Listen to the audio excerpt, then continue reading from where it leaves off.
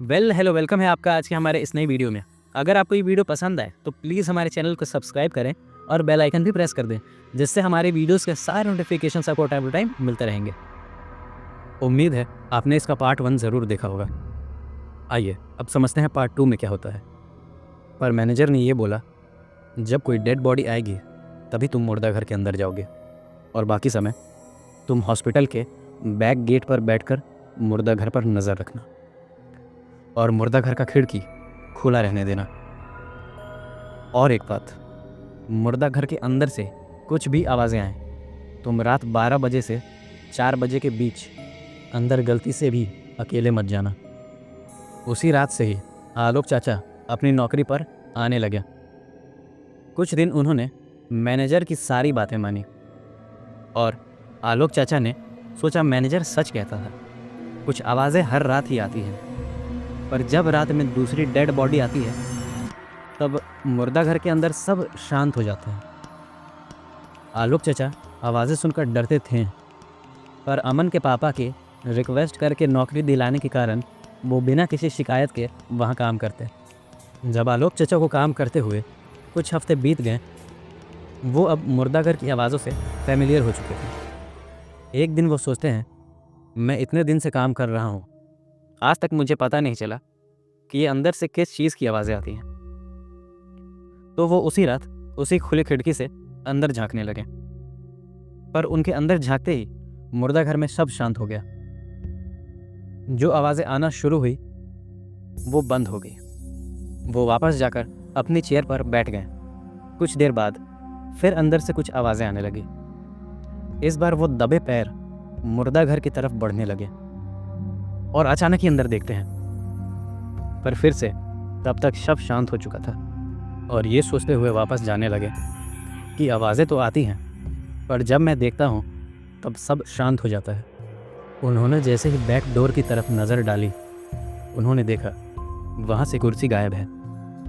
पहले वो सोचते हैं कोई स्टाफ चेयर अंदर तो नहीं लेके चला गया, और इधर उधर देखने लगते हैं। उन्होंने देखा उस मुर्दा घर के छत पर जाने के लिए जो सीढ़ियाँ बनी हैं, वहीं उनकी चेयर रखी हुई है।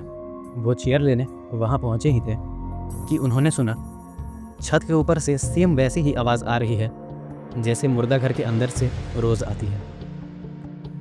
वो चेयर छोड़ जल्दी से दौड़कर छत पर चले गए।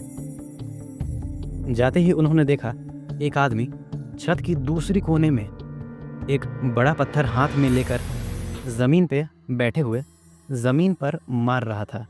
आलोक चाचा ज़ोर से पूछते हैं, कौन है वहाँ और इतना रात गए क्या नाटक चल रहा है?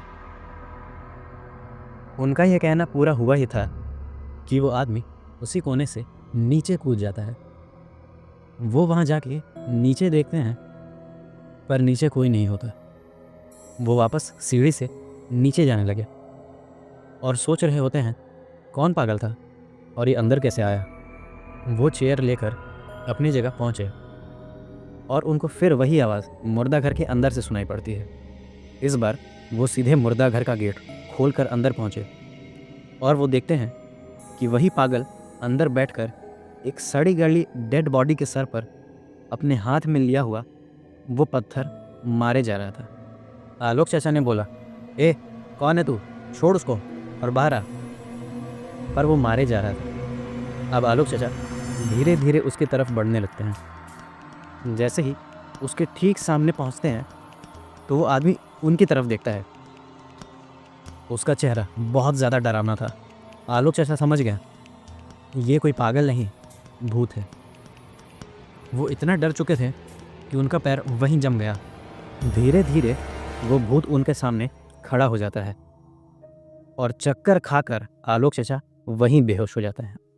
अगली सुबह 6 बजे जब कुछ स्टाफ उन्हें मुर्दा घर में बेहोश पाते हैं, आलोक चाचा को जगाया जाता है और वो स्टाफ उनसे पूछने लगते हैं, आलोक तो यहाँ मुर्दा घर में क्या सो रहा था?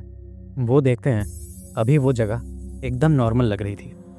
वो बोलते हैं अंदर उन्हें ठंडा ठंडा लग रहा था, इसलिए वो वहीं सो गए और ज़्यादा कुछ नहीं बताते हैं। वो वहाँ से चले जाते हैं। घर पहुँच के अमन के पापा को सब बता देते हैं और अगली बार से वो हॉस्पिटल में काम करने नहीं जाते।